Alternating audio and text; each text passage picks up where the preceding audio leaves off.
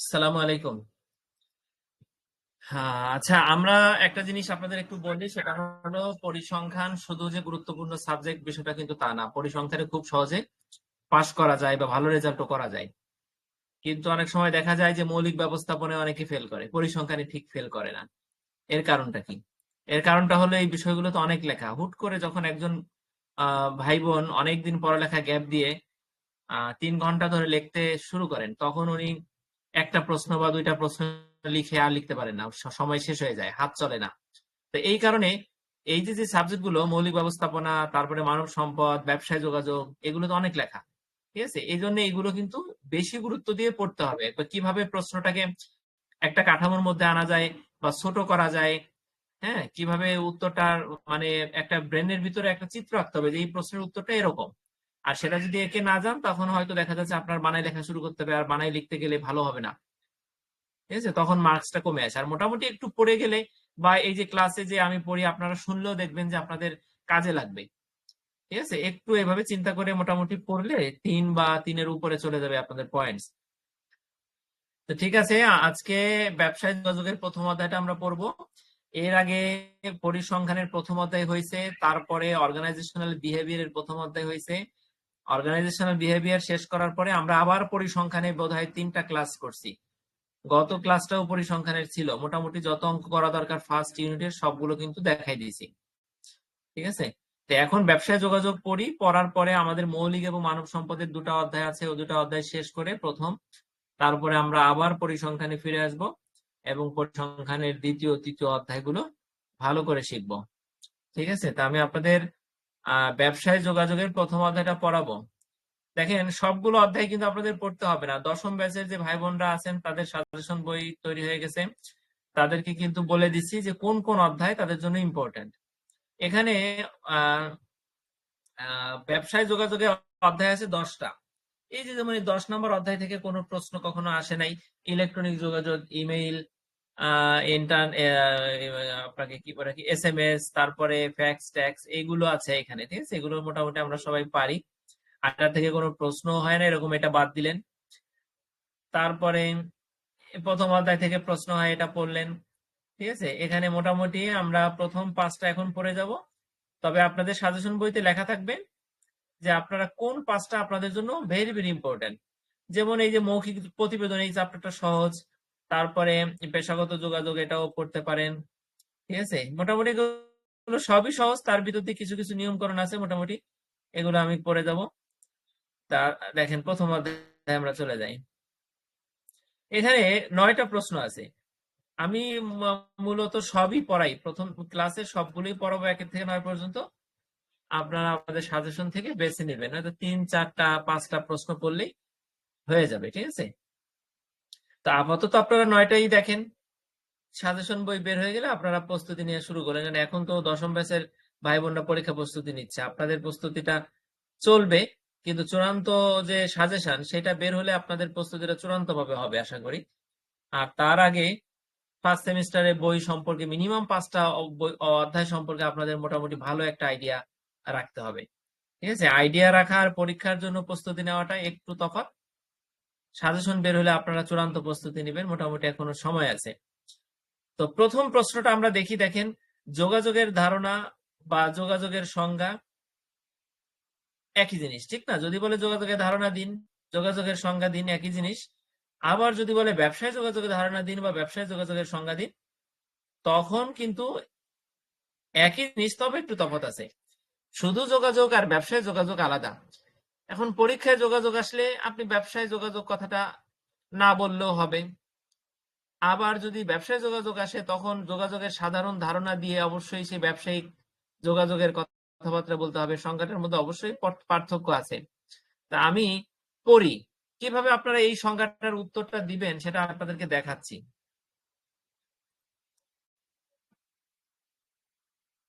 আচ্ছা, আশা করি নেটওয়ার্ক জনিত কোনো ইস্যু নাই, তারপরও যদি সমস্যা হয় আপনারা আমাকে বলার চেষ্টা করবেন। আমরা এখানে দেখেন অনেক বড় করে উত্তরটা আছে। বড় কেন? 3 মার্কে যদি যোগাযোগের সংজ্ঞা আসে, যোগাযোগের ধারণা আসে, তাহলে অনেক বড় হয়ে গেল না? কিন্তু বড় এই কারণে যে এখানে যোগাযোগের সংজ্ঞাও আছে, ব্যবসায় যোগাযোগের সংজ্ঞাও আছে, আবার একটা চিত্র আছে, এই জন্য বড়। কিন্তু আমি আপনাদের এখন পড়াই, আপনারা দুইটার উত্তর কতটুকু দিবেন সেটা বুঝতে পারবেন। আপনারা দেখেন, যদি সুযোগাযোগ আসে তাহলে আপনি এই প্যারাগ্রাফ, এই চিত্রটা, আর চাইলে এই নিউম্যান এন্ড সামারের ইংরেজি সংজ্ঞাটা, এই তিনটা জিনিস দিয়ে দিলে আপনি 3-3 পেয়ে যাবেন। চিত্র, প্রামাণ্য সংজ্ঞা ইংরেজিতে অথবা বাংলায়, আর উপরে মৌলিক কথা, এই তিনটা প্যারাগ্রাফ দিলে 3-3। কারণ এই প্রামাণ্য সংজ্ঞা সবসময় স্যারেরা পছন্দ করে, আর চিত্র আছে। চিন্তা করেন, 3 মার্কের ভিতরে চিত্র দিচ্ছেন, প্রামাণ্য সংজ্ঞা দিচ্ছেন, তাহলে 3-3 পেয়ে যাবেন। এখন সবগুলো সংজ্ঞায় কি প্রামাণ্য সংজ্ঞা আপনি মুখস্থ করতে পারবেন না, আর যদি আপনি পারেন তাহলে করবেন। যেহেতু আপনার নাম হচ্ছে ব্যবসায় যোগাযোগ, আপনি প্রথম যে প্রশ্নটা যোগাযোগের সংজ্ঞা, ব্যবসা যোগাযোগের সংজ্ঞা, এটা তো কমন প্রশ্ন, 1 বছর আসলেও পরের বার রিপিট হয় আসতে পারে। এই জন্য আপনি এখানে ইংরেজি সংজ্ঞাটা পড়ে ফেলবেন, সহজ আছে, ছোট আছে। আর সামনে যে অনেকগুলো অধ্যায় আছে, সেসব অধ্যায়ে যে সংজ্ঞাগুলো আছে সেখানে হয়তো প্রামাণ্য সংজ্ঞা অনেক সময় একটু জটিল লাগবে, মুখস্থ করতে সবগুলো পারবেন না, ঠিক আছে? সেই ক্ষেত্রে হয়তো বাংলায় দিয়ে দিলেন, অথবা প্রামাণ্য সংজ্ঞা বাদে নিজের মতো করে একটা সংজ্ঞা দিলেন, ঠিক আছে? আচ্ছা, তো প্রথমে আপনি যোগাযোগ আসলে কি লিখবেন দেখেন, মানুষ সামাজিক জীব, সংঘবদ্ধ মানব সমাজে মানুষকে প্রতিনিয়ত যোগাযোগ করতে হয় নানা প্রয়োজনে। এই যে দুইটা মৌলিক কথা লিখবেন, মানুষ সামাজিক জীব আর সংঘবদ্ধ সমাজ জীবনে মানুষকে কি করতে হয়, প্রতিনিয়ত যোগাযোগ করতে হয়। সহজ কথায় 2 বা ততোধিক ব্যক্তির মধ্যে ভাব বিনিময় করাকে যোগাযোগ বলে। আমরা 3-4 এই সংজ্ঞা পড়ছি, ঠিক না? তো সেই সংজ্ঞাটা আপনি প্রথমেই দিবেন, দেবার পরে চিত্র দিবেন।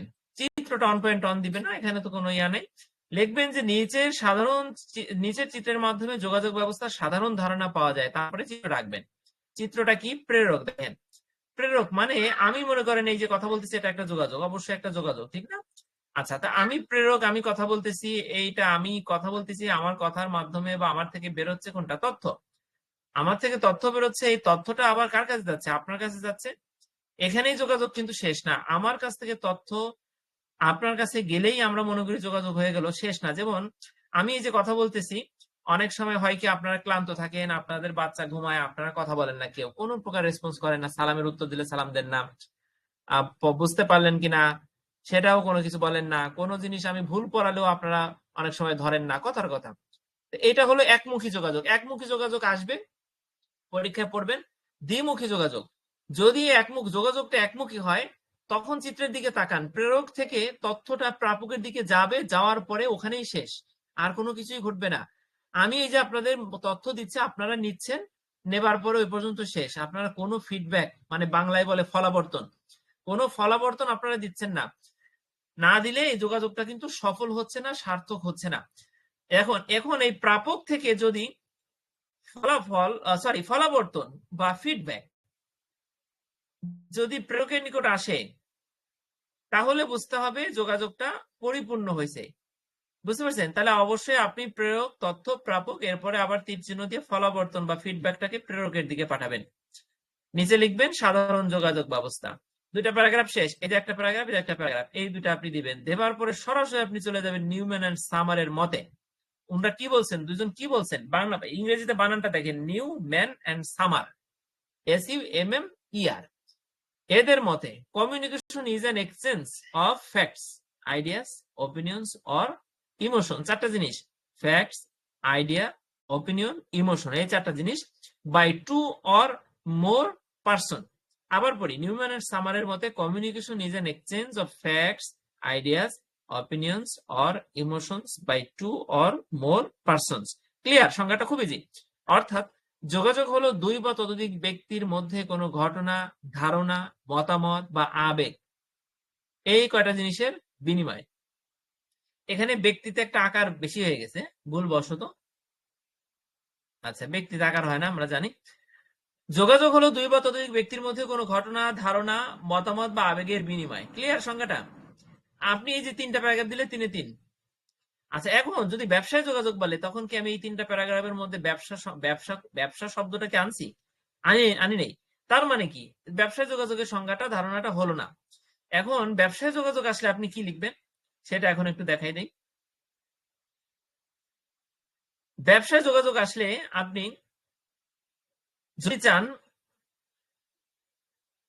প্রামাণ্য সংজ্ঞাটা দিবেন তাহলে দিতে পারেন, কারণ এই প্রামাণ্য সংজ্ঞা যে কোনো যোগাযোগের কথা বলা আছে, তার মানে সেটা ব্যবসায় যোগাযোগ হতে পারে, ব্যক্তিগত যোগাযোগ হতে পারে, অথবা অন্য যে কোনো যোগাযোগ। ঠিক আছে, তো এই সংজ্ঞাটা আপনি প্রামাণ্য সংজ্ঞাটা আপনি দিতে পারেন।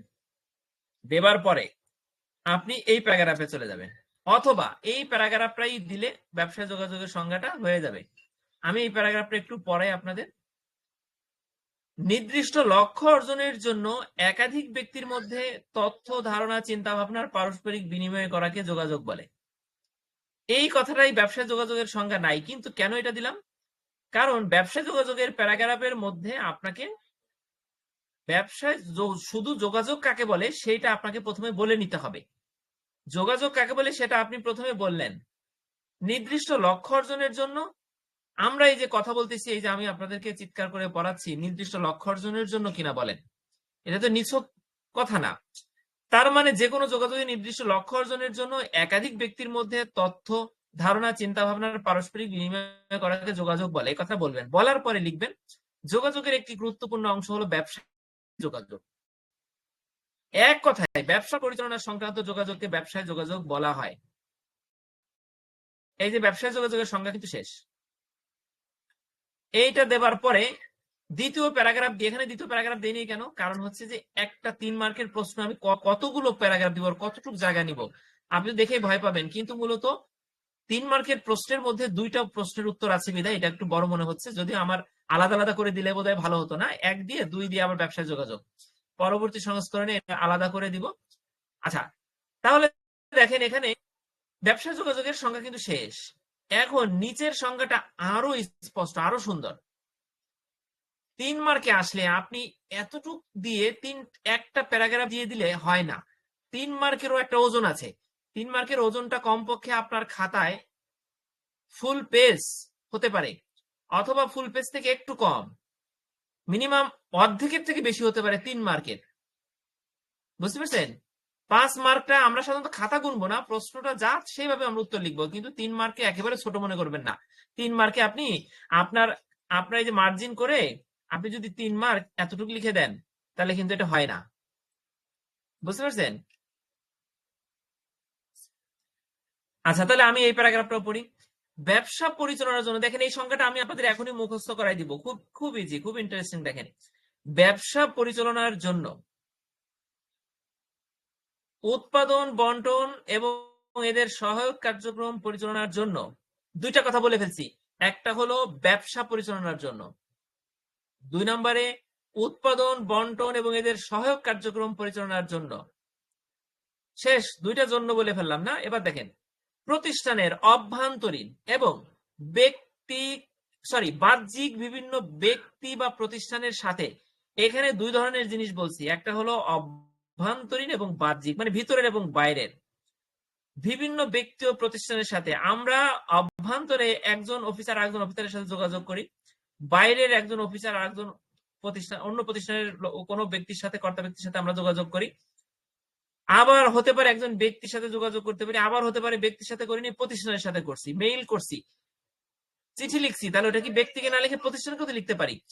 তো মোটামুটি এখানে বলছে যে প্রতিষ্ঠানের অভ্যন্তরীণ এবং বাহ্যিক বিভিন্ন ব্যক্তি ও প্রতিষ্ঠানের সাথে, আমি এইটুকু আবার পড়ি, ব্যবসা পরিচালনার জন্য, উৎপাদন, বন্টন এবং এদের সহায়ক কার্যক্রম পরিচালনার জন্য প্রতিষ্ঠানের অভ্যন্তরীণ এবং বাহ্যিক বিভিন্ন ব্যক্তি ও প্রতিষ্ঠানের সাথে। শেষ। এবার দেখেন কি বলি, ভাব, তথ্য, ধ্যান ধারণা। ভাব, তথ্য, ধ্যান ধারণা, এই 3টা জিনিসই তো আমরা বিনিময় করি, ব্যবসা হোক আর ব্যক্তিগত হোক, ঠিক না? এই 3টা জিনিস আদান প্রদান, দেওয়া নেওয়া করাকেই ব্যবসা যোগাযোগ বলে। একটি প্রতিষ্ঠানের সফলতা অনেকাংশে নির্ভর করে সুষ্ঠু কার্যকর ব্যবসায় যোগাযোগের উপরে। তাহলে বলেন, লাস্টের প্যারাগ্রাফটাও ব্যবসায় যোগাযোগের সুন্দর সংজ্ঞা। বুঝতে পারছেন? ক্লিয়ার? তাইলে এখানে 2টা প্রশ্ন কিন্তু পড়াই ফেললাম, 2টা। প্রথম, শুধু যোগাযোগ আসলে কিভাবে চিত্র দিবেন। আবার চাইলে ব্যবসায় যোগাযোগ আসলে আপনি এই চিত্র দিতে পারেন। ব্যবসায় যোগাযোগের জন্য এই চিত্র, এই প্রামাণ্য সংজ্ঞা সমানভাবে প্রাসঙ্গিক। বুঝতে পারছেন আমার কথাটা? তো মোটামুটি যারা সবাই বুঝতে পারছেন, আশা করি প্রশ্নটা আসলে পারবেন। ঠিক আছে, আমি এবার দ্বিতীয় প্রশ্ন পড়াই। দ্বিতীয় প্রশ্ন কিন্তু খুবই ইম্পর্টেন্ট প্রশ্ন। এখানে চিত্রটা অবশ্যই লিখতে হবে। চিত্র না বললেও চিত্র লিখতে হবে। কেন? কারণ যখন কোনো প্রশ্নে প্রক্রিয়া থাকে, ধাপ থাকে, ধাপ লিখতে বলে, কোনো প্রক্রিয়া লিখতে বলে, তখন সেখানে চিত্রটা থাকলে চিত্রটা দিলে ভালো হয়। ঠিক আছে? তা আমরা এই চিত্রটা দিব এবং এই প্রশ্নটা এখনই আমরা জায়গায় বসে মুখস্থ করে উঠবো ইনশাআল্লাহ। আচ্ছা, এখানে সব প্রশ্ন ইম্পর্টেন্ট। এখানে টোটাল কতগুলো আছে? 9টা প্রশ্ন ইম্পর্টেন্ট প্রশ্ন। এই 9টাই দেখবেন। 9টার মধ্যে হয়তো একটা দুইটা যদি আমার সাজেশনে হ্যাশ চিহ্ন থাকলেও এটা বুঝবেন যে ওটাও ইম্পর্টেন্ট। প্রতি বছর বিগত বছরে আসা প্রশ্নের বাইরেও কিছু প্রশ্ন আসে, সেই প্রশ্নগুলো আমার বইতে হ্যাশ চিহ্ন দেওয়া। ঠিক আছে? আর প্রশ্ন ব্যাংক বলতে একটা জিনিস আছে সাজেশনে, সেই প্রশ্নগুলো আপনি বাদ দিতে পারবেন।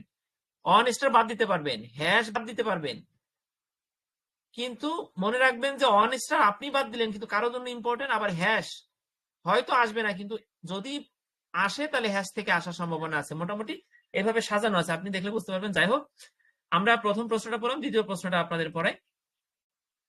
দ্বিতীয় প্রশ্ন বলছেন ব্যবসায় যোগাযোগ প্রক্রিয়া চিত্র সহ বর্ণনা করো।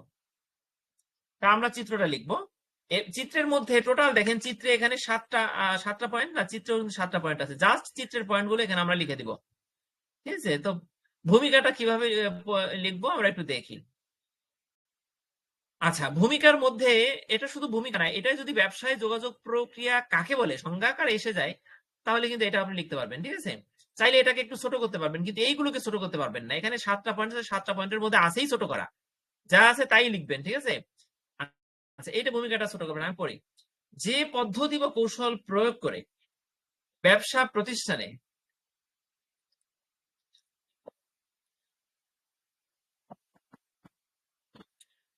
যোগাযোগ করা হয় তাকে ব্যবসায় যোগাযোগের প্রক্রিয়া বা পদ্ধতি বলা হয়। যে কৌশল বা পদ্ধতি প্রয়োগ করে ব্যবসা প্রতিষ্ঠানে যোগাযোগ করা হয় তাকে ব্যবসায় যোগাযোগ প্রক্রিয়া বা পদ্ধতি বলা হয়। বুঝতে পারছেন? সহজ কথা। প্রেরক কোনো বার্তা বা তথ্য গ্রাহকের নিকট প্রেরণের ক্ষেত্রে যে ধারাবাহিক গতিপথ বা পরস্পর সম্পর্কযুক্ত অনুক্রম অনুসরণ করেন, এই দ্বিতীয় বাক্যটা খুব ইম্পর্টেন্ট। দেখেন, ধারাবাহিক গতিপথ, ধারাবাহিক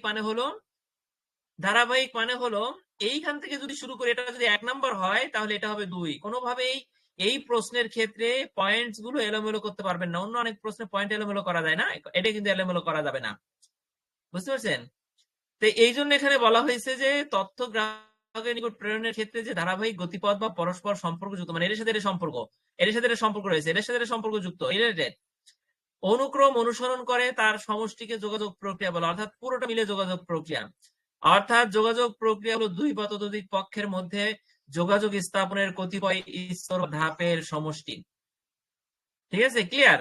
এখান থেকে আপনি এই এই এই যে কোনো দুইটা বাক্য দেন বা পুরোটা দেন, ঠিক আছে, মোটামুটি ভূমিকাও হবে, সংজ্ঞাটাও হয়ে যাবে। আচ্ছা, এবার আমরা চিত্র দেখেন, চিত্রে যাচ্ছি। নিজে যোগাযোগ প্রক্রিয়ার চিত্র উপস্থাপন করা হলো। এখন মাঝখানে লিখবেন প্রতিবন্ধকতা।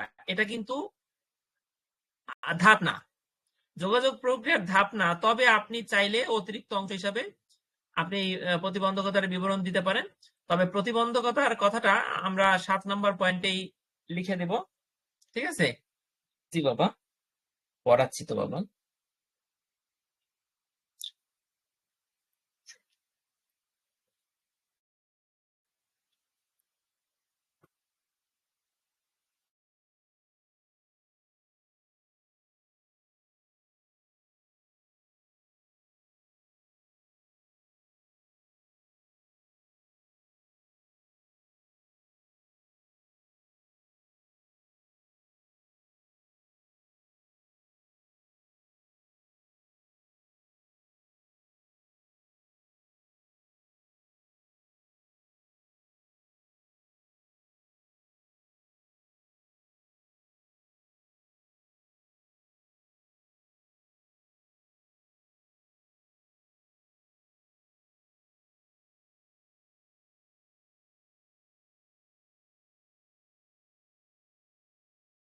দেখেন, এবার আমরা চিত্রটা দেখি।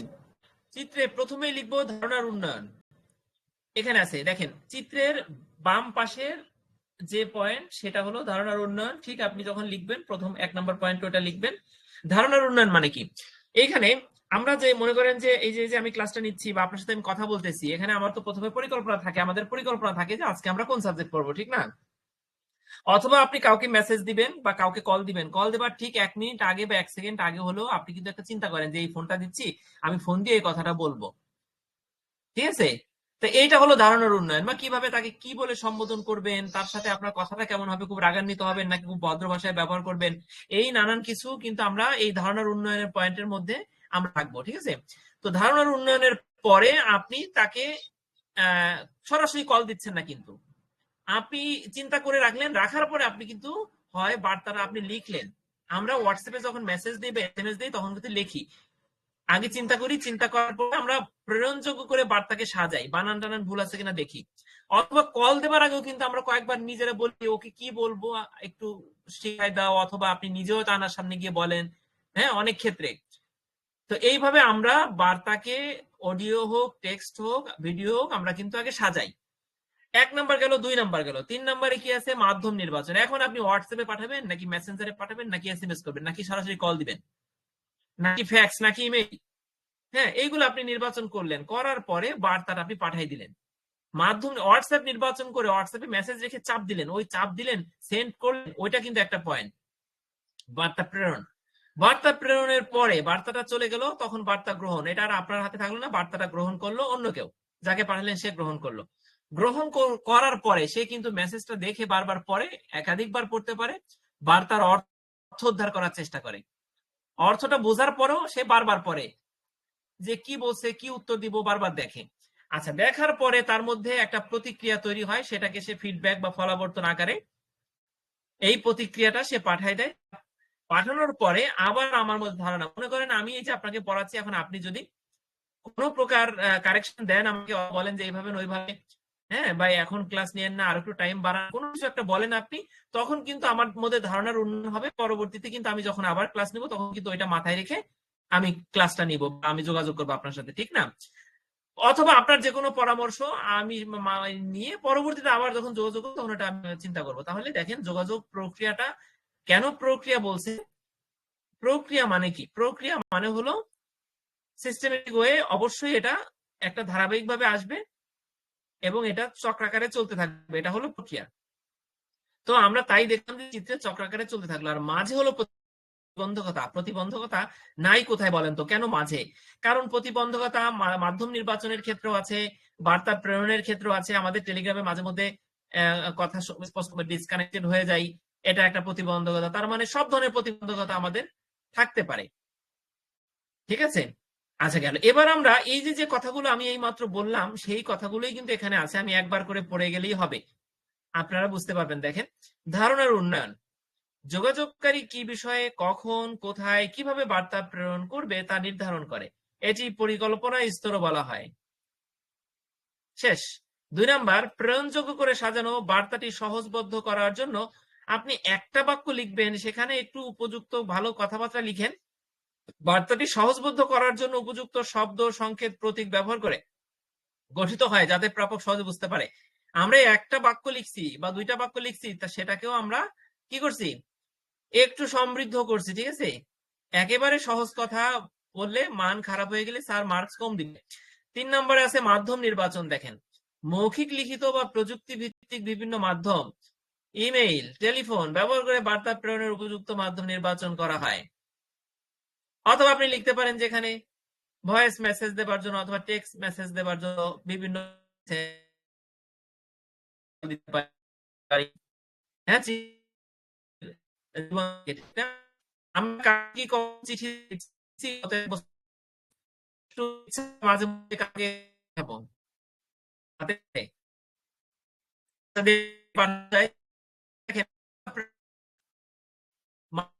করারে নির্বাচন ব্যবহার হয়, পাঠানো কি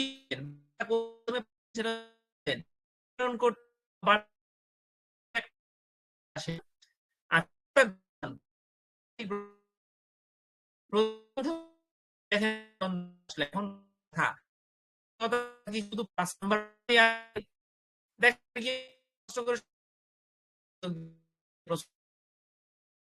আছে? আমাদের অনেক অভিজ্ঞতা সম্পর্কে বলবে, আমরা করে মেইন তখন কিছুই না, ওরা সেখানে আমাদের আপনার অভিজ্ঞতা জীবন আমাদের দেয় তারা বলবেন কিন্তু আসছেন এবং মোতাহার স্যার যদি সময় পাবে না, ওনার ক্লাস বোধ হয় নাই আপনার 11তম ব্যাচে, 10ম ব্যাচে ছিল, থাকলেও উনি সময় পান না, ওনার বিভিন্ন ব্যস্ততা। তারপরে বাইরের কিছু কিছু স্যার আছে, ন্যাশনাল ইউনিভার্সিটির স্যার, বিভিন্ন ইউনিভার্সিটি স্যাররা আছে, তার মধ্যে সবাই কিন্তু ফ্রেন্ডলি না, সবাই কিন্তু ভালো, অনেক শিক্ষিত পিএইচডি ধারী, কিন্তু অত ভালো লাগে না। টিচার বিষয়টা হলো অন্যরকম, টিচার শুধু পড়াবে না, আবার যারা বই দেখে দেখে পড়ায়, বিশ্বাস করেন এটা খুবই বিরক্তির, কারণ আমরা তো নিজেরাও বই দেখে পড়তে পারি, আমাদের সাথে একটু গল্প করুক, অন্য কিছু বিভিন্ন অন্য নানান ধরনের শিক্ষক নানান ভাবে কথা বলতে পারেন, সেইভাবে উনি কথা বলুক।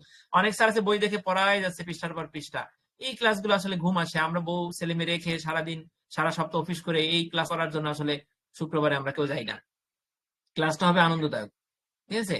তো সেইটা অনেক অনেক স্যার করেন, অনেক স্যার করেন না, কারণ বিভিন্ন ব্যক্তি বিভিন্ন রকম। তো মোটামুটি আমি যেটা বলতে চাচ্ছি যে আপনাদের কিন্তু নিজের থেকে বাসায় পড়তে হবে, ঠিক আছে? অথবা টেলিগ্রামের ক্লাসগুলো এমন ভাবে করার চেষ্টা করি যাতে আমার নিজের পড়াটা হয়, যদি এটা আমার পড়া না, থার্ড সেমিস্টার বা সেকেন্ড সেমিস্টার ক্লাসগুলো যখন করি তখন নিজেরও পড়া হয়, আবার আমি আপনাদেরও একটু উপকার করি। তো মোটামুটি ক্লাসগুলো এমন ভাবে নেবার চেষ্টা করি যে পরীক্ষায় কি আসবে, একটা প্রশ্নের কতটুকু লিখবো, ঠিক ততটুকুই আমরা বারবার পড়বো, ততটুকু আমরা শিখে উঠবো, ঠিক আছে? কিন্তু অনেক সময় দেখা যাচ্ছে ক্যাম্পাসে সারা লেকচার দেন, ঠিক আছে, লেকচারটা আমাদের জন্য উপকার বয়ে আনে, কিন্তু পরীক্ষার প্রস্তুতির জন্য লেকচারটা অতটা ফলপ্রসূ হয় না। আমাদের এখন এই বয়সে দরকার যে কি আসবে, কতটুকু লিখবো, কতটুকু পড়বো, এটা দরকার, ঠিক আছে? লেকচার তো আমরা অফিসেই শুনি বসের, ঠিক না? তো যাই হোক, আমরা এখানে 5 নাম্বারই লিখবো, যেটা বলতে গেলাম যে প্রতিবন্ধকতা। প্রতিবন্ধকতা কিন্তু শুধু 5 নাম্বারে না, আপনি চাইলে সবগুলো নাম্বারে প্রতিবন্ধকতার কথা লিখতে পারেন, কারণ প্রতিবন্ধকতা আলাদা কোনো পয়েন্ট না, এখানে 5টার ক্ষেত্রেই বিভিন্ন প্রতিবন্ধকতা থাকে, সেই কথা জানানো হয়েছে। এখানে আছে প্রাপক বার্তাটি গ্রহণ করে, তবে বিভিন্ন প্রতিবন্ধকতার কারণে এটি বিকৃত বা ভুল হতে পারে। আচ্ছা, এবার অর্থোদ্ধার দেখেন। ডেকোডিং, প্রাপক তার অভিজ্ঞতা এবং উপলব্ধির মাধ্যমে অর্থ ব্যাখ্যা করে। সফল অর্থোদ্ধার কার্যকর যোগাযোগ নিশ্চিত করে। শুধুমাত্র একটা বিদেশি ভাষা ট্রান্সলেশন করা বা ইংরেজিটা বুঝতে চেষ্টা করা, যেহেতু আমাদের মাতৃভাষা না, সেটা কিন্তু অর্থোদ্ধার না। অর্থোদ্ধার হচ্ছে বাংলায় একজন একটা কথা বললো, কোন কারণে এই কথাটা সে বললো, সে কি বলতে চাচ্ছে, সেটা বোঝাটাও অর্থোদ্ধার, ঠিক আছে? আচ্ছা, সারা বা প্রতিক্রিয়ার মধ্যে আমরা কি লিখবো? প্রাপক বার্তাটি গ্রহণ বা বর্জন করতে পারে। যদি গ্রহণ করে তাহলে একরকম ফিডব্যাক হবে, যদি বর্জন করে একরকম হবে। গ্রহণ করলে সে তাৎক্ষণিক বা পরবর্তীতে প্রতিক্রিয়া জানাবে, যা ফলাফল হিসাবে পরিচিত। অথবা বর্জন করলে সে হয়তো যদি মাসের পর মাস উত্তর না দেয়, তাহলে বুঝবো সে বর্জন করছে, ঠিক আছে? এটা কিন্তু একটা ভাষা, নীরবতা। আমাদের একটা প্রশ্ন আছে সামনে, খুব ইম্পর্টেন্ট প্রশ্ন, যে নীরবতা কি যোগাযোগের মাধ্যম হতে পারে? আপনি বলবেন হ্যাঁ পারে, ঠিক আছে? আমাদের বোধহয় 8ম ব্যাচে আসছিল নীরবতা যোগাযোগের মাধ্যম হতে পারে, এটা না, মানে কি যেন একটা আসছিল, নাকি আমি পড়ছিলাম এক্সট্রা প্রশ্ন, আমার ঠিক খেয়াল নাই। মানে উদাহরণের মাধ্যমে ব্যাখ্যা করতে হয়েছিল যে নীরবতাটা কিভাবে যোগাযোগের মাধ্যম হতে পারে। না সরি, এটা আসছিল বোধহয় অ্যাসাইনমেন্টে, না কোথায় জানি, আমার ঠিক খেয়াল পড়তেছে না। সেখানে আমি নীরবতাকে বিশ্লেষণ করছিলাম যে নীরবতা কিভাবে ইয়ে হতে পারে আর কি। সেখানে লিখছিলাম যে অফিস থেকে যখন কাউকে আমরা বিতাড়িত করি, চাকরি চলে যায়, তখন সে কিন্তু অনেক সময় রিজাইন লেটার পাওয়ার পরে সে কিন্তু নীরব হয়ে যায়, সে যাবার প্রস্তুতি নেয়, কিন্তু তার মুখের দিকে কখনো কি আমরা তাকাই দেখছি যে তার খারাপ লাগে, তার চোখের ভাষাটা কি, সে কি বলে, এইটা কিন্তু নীরবতা। তার মধ্যে অনেক দুঃখ কষ্ট থাকে যে অফিস আমাকে বের করে দিল বা আমার চাকরিটা স্থায়ী করলো না, ঠিক আছে? তো এইটা দিয়ে আমি বোধহয় ব্যাখ্যাটা দিছিলাম, এক্সাম্পলটা দিছিলাম। আচ্ছা, যাই হোক, 7টা পয়েন্ট চিত্র প্লাস এখানে আপনারা লিখবেন, এইভাবে লিখবেন, যেভাবে আছে ঠিক এইভাবে লিখবেন এবং উপসংহার দিবেন। উপরে আলোচনা হতে দেখা যায় বার্তা বা তথ্যের সৃষ্টি বা উৎস হতে শুরু করে দুই বা ততোধিক ব্যক্তির মধ্যে তথ্যের প্রেরণ, গ্রহণ বা প্রত্যুত্তরের জন্য গৃহীত সকল কার্যক্রম বা পদ্ধতি হলো যোগাযোগ প্রক্রিয়া। এই হলো মোটামুটি আমাদের প্রায় 36 মিনিট, আপনাদের একটু বেশি সময় দিলাম আজকে। সবাইকে অনেক ধন্যবাদ যারা ছিলেন। আমরা খুব শীঘ্রই এই বই শেষ করে অন্য বইয়ের প্রথম অধ্যায় যাবে, এভাবে আমাদের মোটামুটি পড়াশোনা চলতে থাকবে। পাশাপাশি যারা থার্ড সেমিস্টারে ভাই বোন আছেন তারা থার্ড সেমিস্টারের ক্লাসগুলো হয় সেখানে থাকবেন। সবাইকে অনেক ধন্যবাদ। আসসালামু আলাইকুম।